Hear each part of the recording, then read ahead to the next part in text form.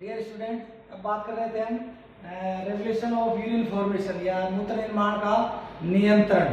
तो एल्डोस्टेरोन के द्वारा, तो एल्डोस्टेरोन जो हार्मोन है उसके सिक्रेशन को प्रमोट करने वाली जो प्रोसेस है उसके बारे में बता रहा हूँ आपको कि एंजियोटेंसिन सेकंड जैसे ही बनेगी तो वो एंजियोटेंसिन सेकंड बनते ही उसकी संवेदनाएं जाएंगी सीएनएस में और सीएनएस के द्वारा एड्रिनल कॉर्टेक्स के को आदेश दिया जाएगा कि वो एल्डोस्टेरोन के निर्माण को प्रमोट करे। जोना ग्लोमेरुलोसा पार्ट के द्वारा एड्रिनल कॉर्टेक्स से एल्डोस्टेरोन का सिक्रेशन होता है।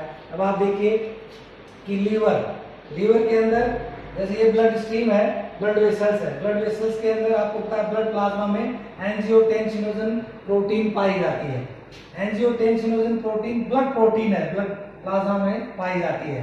किडनी ट्यूब्यूल्स या नेफ्रॉन में पाए जाने वाली पोडोसाइट सेल्स के द्वारा रेनिन नामक हार्मोन का निर्माण किया जाता है।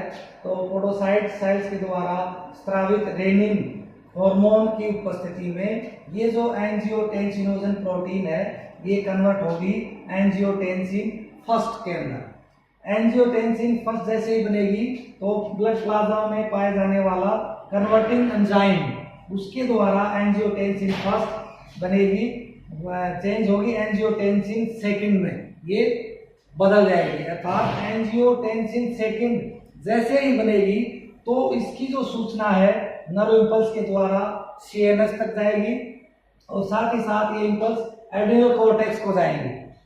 ब्लड प्लाज्मा में जैसे ही एंजियोटेंसिन सेकंड बनती है तो उसके बनने के परिणाम स्वरूप जो नर्व इंपल्स हैं वो एड्रिनल कॉर्टेक्स को जाएंगे और एड्रिनल कॉर्टेक्स उन नर्व इंपल्स की प्रतिक्रिया स्वरूप एल्डोस्टेरोन का निर्माण करेगा। अर्थात एल्डोस्टेरोन के सिक्रेशन की शुरुआत हो जाएगी।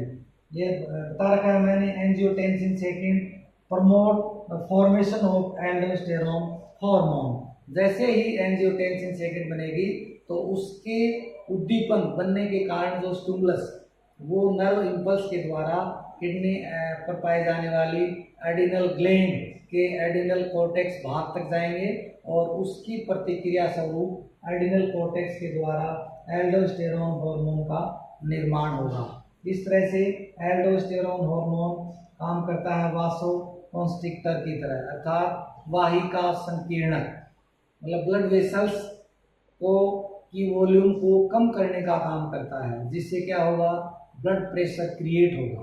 ब्लड प्रेशर क्रिएट होगा तो अधिक मात्रा में आरएफ का निर्माण होगा, अधिक मात्रा में आरएफ का निर्माण होगा तो आरएफ से अधिक मात्रा में आवश्यक जो पदार्थ हैं शरीर के लिए उनका अधिक मात्रा में रीअब्जॉर्प्शन होगा। इस तरह से डायरेक्टली जो एल्डोस्टेरोन का जो सिक्रेशन है वो किस पे डिपेंड है, एंजियोटेंसिन सेकंड के बनने पर। इसलिए मैंने हेडिंग में लिखा है aldosterone secretion promote by angiotensin process. ये जो पूरी प्रोसेस है ये कहलाती है एंजियोटेंसिन प्रोसेस। इसमें सिंपल सा है, ब्लड प्लाज्मा में या रक्त के अंदर पाई जाने वाली एंजियोटेंसिनोजिन प्रोटीन जो है वो रेनिन हार्मोन के एंजाइम के द्वारा, जो कि किडनी ट्यूब्यूल्स की पोडोसाइट्स के द्वारा स्रावित किया जाता है, बनाया जाता है, वो रेनिन एंजाइम इस एंजियोटेंसिनोजन को एंजियोटेंसिन फर्स्ट में कन्वर्ट कर देगा और ये एंजियोटेंसिन फर्स्ट कन्वर्टिंग एंजाइम के द्वारा एंजियोटेंसिन सेकंड में कन्वर्ट हो जाएगी, इसका निर्माण होगा। जैसे इसका निर्माण होगा उसके परिणाम स्वरूप एड्रिनल कॉर्टेक्स से एल्डोस्टेरोन का निर्माण होगा और एल्डोस्टेरोन जो है वो सोडियम और क्लोराइड आयनों के पुनरावशोषण के लिए उत्तरदायी है। साथ ही पोटेशियम आयनों को यूरिन के साथ बाहर निकालने के लिए उत्तरदायी है।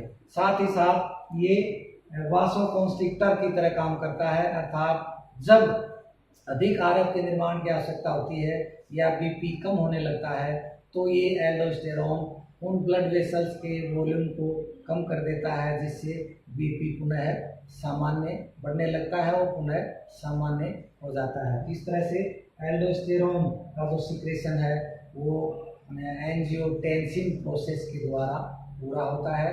इस तरह से आपका ये जो चैप्टर है फिजियोलॉजी ऑफ एक्सक्रीशन ये आज कंप्लीट होता है। नेक्स्ट टाइम पे हम बात करेंगे नर्व इम्पल्स कंडक्शन या नर्व फिजियोलॉजी।